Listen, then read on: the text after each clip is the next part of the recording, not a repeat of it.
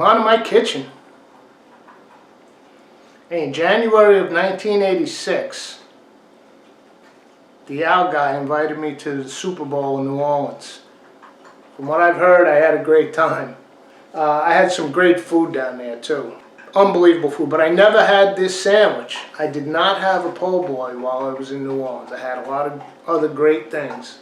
I always loved the Cajun food since I went to college at Rollins in 1976, and on regional TV in Winter Park, Florida, I got hooked on a guy called Justin Wilson out of Louisiana. Regional TV then. And he was a Cajun chef. He was actually the highway superintendent. But man, he would make your mouth water just the way he would describe what he was doing and cook and show you the things. So that's kind of what my gig is here. Trying to impart that same enthusiasm. I'm not trying to teach you anything. My authority is zero. I just like to cook these things, so I figure, I'm here doing it, I might as well film them and see if you guys get psyched on them.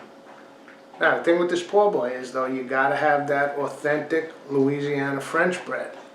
And here's where getting into bread baking is cool. Once you get your chops down, and you sort of get a feel for it, you can do whatever you want. Making a Cuban sandwich, look up a recipe for Cuban bread. So I use King Arthur's New Orleans French bread recipe, and I tell you, these loaves, they came out killer. I can't wait to cut into one.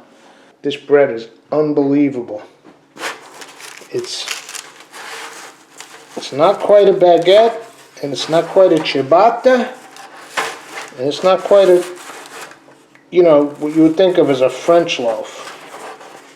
I think it's at 2 tablespoons of olive oil, man. It's got not that crunch of a baguette, but a slight crisp, but this thing is so soft inside. And that's what makes the po' boys killer, man, because it just can mop up that remoulade sauce, those juices from your shrimp or oysters. I'm so pumped. It's ridiculous. I can't wait. Let's go make some sandwiches. Let's make that remoulade. So key for this sandwich. It always starts with mayonnaise. Dijon mustard. You can probably use a Creole mustard. That would certainly work in this. This is, Grey Poupon. Lemon juice. Hey, what's this here sauce? There's always a big debate. New Orleans. Tabasco or Crystal? There was no choice for me. Hard to find Crystal in the stores around here. I'll have to get some shipped in. But Tabasco's always good. A few capers. 1 clove of garlic. Flat leaf parsley. And here's a key. I'm going to chop up a few of the stems from that parsley. Think of it as miniature celery or something. Get that nice little crunch. 1 teaspoon each. I save all that pickling liquid. This is from last summer's garlic dill spears, and this is from the cherry peppers. It's got a little kick to it, but it's also got a little sugar. It's sweet. So there's my remoulade. Here in Come On to My Kitchen, we're very conscious of the viewer's time. You don't need to sit here and watch me chop up parsley. So I'll make this sauce and see you in a few. Here's that remoulade sauce. Let's mix it up. We got our mayo, Dijon mustard, Worcestershire, Tabasco sauce, and the 2 pickling liquids, and lemon juice. Flat leaf parsley, and remember, I chopped up some of those stems for a nice little crunch. Chopped up the capers. We got our clove of garlic, and some black pepper. Let's mix it up.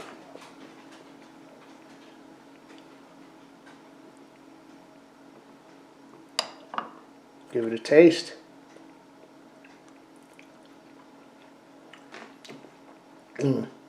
That's going to be incredible. That's going to really make the sandwich with those crispy fried shrimp.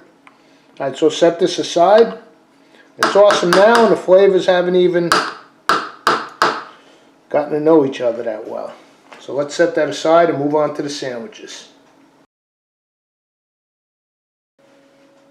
Alright, so the real sandwich would call for some gherkins on top with the remoulade. Some people make their remoulade with the sweet pickle relish in it, but it's nice to have that nice thin layer of crunchy pickle on the sandwich. So I don't put it in the remoulade, but traditionally it would call for a gherkin pickle. I don't have any in the house. Had them on my list, forgot to get them.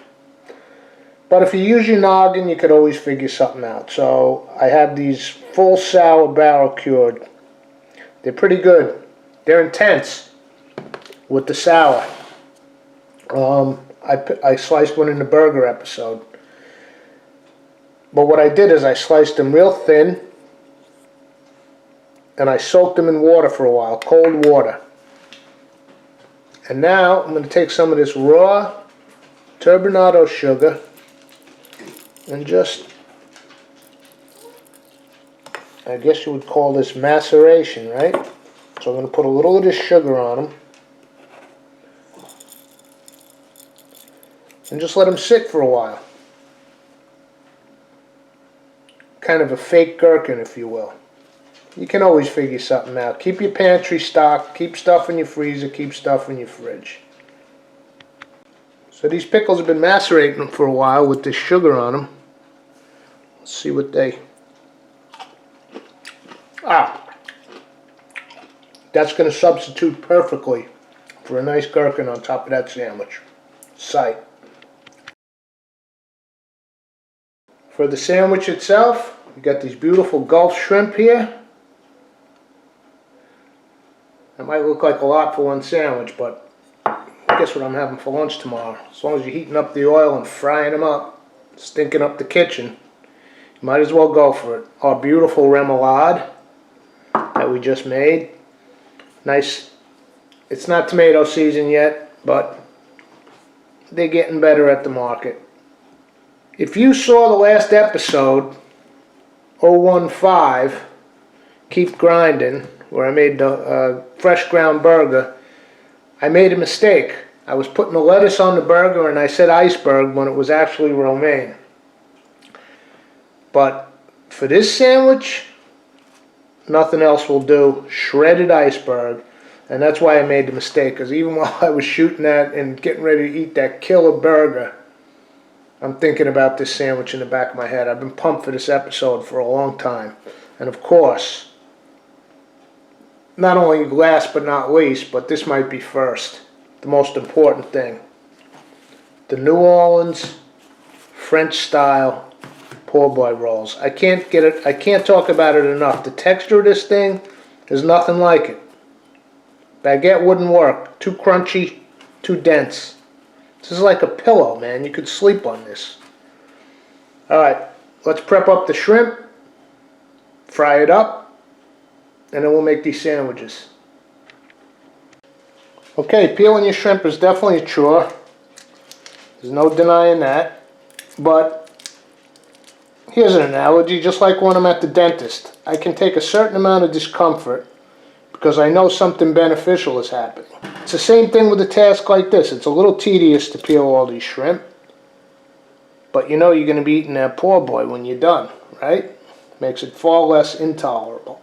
Don't throw these shells out. Look, this is a whole bag of shrimp shells that was in the freezer. I just add to it as I go. You want to make yourself a bouillabaisse, a seafood paella. You make a little quick stock out of those shrimp shells, you'll be thanking yourself. So take the shell off, give it a slice, make sure you get all that vein out. Clean it out good. I'll do the rest of these, and I'll see you back at the counter. We're going to prep these shrimp for frying now. We got our nice Gulf shrimp, peeled, cleaned, deveined, dried a little on paper towels. Here's, this is basically kosher salt, black pepper, and a little of this, my homemade Creole seasoning blend. In here I've got all-purpose flour and cornmeal. So what I'm going to do, I'm going to take half of this seasoning and season my shrimp with them, right? Coat them up good. I'm going to take the other half, well, not half. This is for a larger recipe. But I'll season my flour and cornmeal with some. Get that mixed up good. Now in here, traditionally this would be buttermilk. I didn't have buttermilk, but as I tell you on almost every episode, use what you got in the house. Learn how to improvise. Keep that pantry full. So what I have in here is some Stonyfield plain organic yogurt with the whey, the little watery part that forms on top when you store it, and a little bit of half and half. It's worthy. That tastes just like buttermilk. You get that tang from the yogurt. So here we go. I'm going to take our shrimp one by one. They're seasoned. We're going to pop them in the buttermilk, or faux buttermilk as it were. Get them nice and drenched. And then into our flour cornmeal mixture. Coat them up good.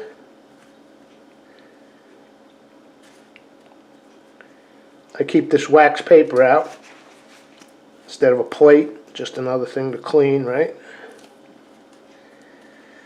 Alright, I'll coat the rest of these and I will see you at the stove with the hot oil. Okay, here's my fry station. Get a pot that's deep enough for your oil.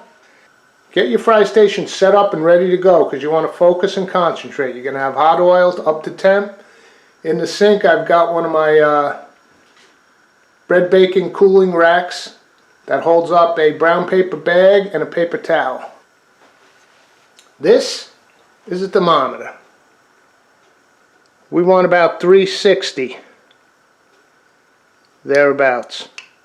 But this is also a thermometer. Wooden chopstick, bone dry, okay? You see those slight bubbles around it? It's coming up, but it's not there. Okay, now look. 352, we're creeping up towards that 360. Now let's try our dry chopstick. See that bubbling action? We're good to go. 350, 360, 375. Let's drop these beauties.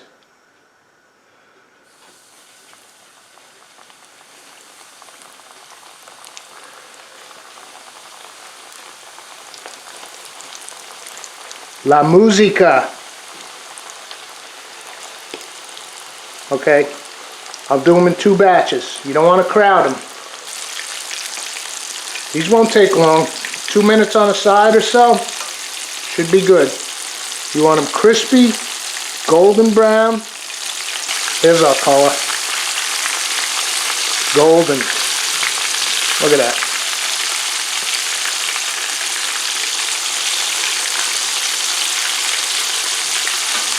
Perfection. I can feel the crunch on them just with the tongs. Okay, I'm going to pull these out.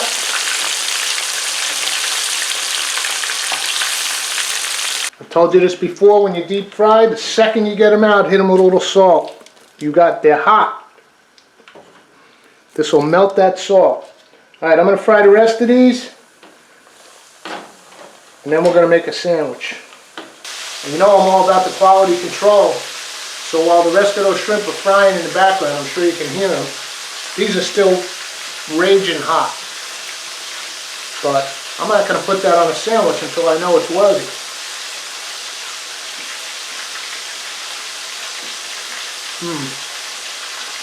Oh man, that's unbelievable just by itself. That ain't even touching the remoulade yet. Those should be done. Let's do it. Here's those crispy Cajun fried shrimp. My mouth is watering already. I just tried one. These would be great just as croutons on a salad or something. And here's that New Orleans style French bread. I'm going for half tonight. And that's lunch tomorrow with the rest of the shrimp. This bread is amazing.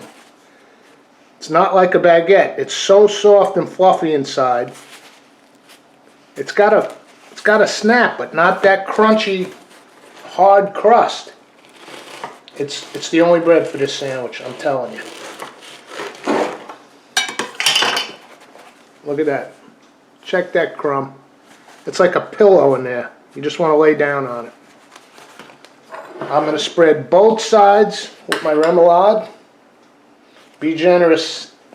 This is going to slay you with those shrimp. Now let me wipe this down. Get my plate here.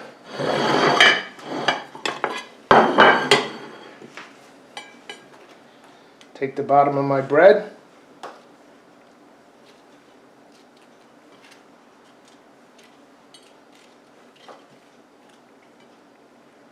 Look at that, 6 shrimp fit perfectly.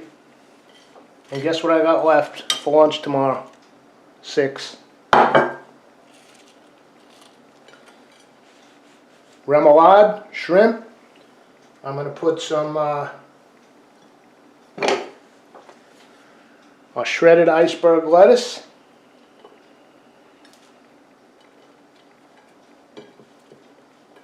Gotta be iceberg for this. Like I said, I had it on my mind on the last episode, so I misspoke. Some nice thin slices of tomato.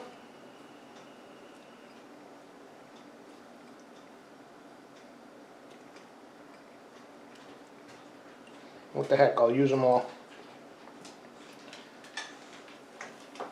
And remember our fake gherkins? These were sour garlic dill pickles. I soaked them, I sliced them thin, soaked them in cold water for a while. Then I put them on a plate and sprinkled them with a little turbinado raw sugar. Shrimp po' boy. Alright, this sandwich was just crying to be eaten outside, al fresco. And really, there's no wine to pair with this. Ideally, you would pair this with an ice-cold Dixie beer or something like that. But I'm going with the straight-up Lamontville water tonight. Hey, we're out here on the front porch. The sun just came out. It's, I don't know, it's about 6:30 p.m. Rained most of the morning. Got my shrimp po' boy on New Orleans bread with remoulade, iceberg lettuce, tomato, and pickles. I know I talk with food in my mouth sometimes on this show, but not for that bite. Sandwich is unbelievable. It's ridiculous. Make yourself a shrimp po' boy. You'll be happy you did. Thanks for coming to my kitchen. See you for the next one.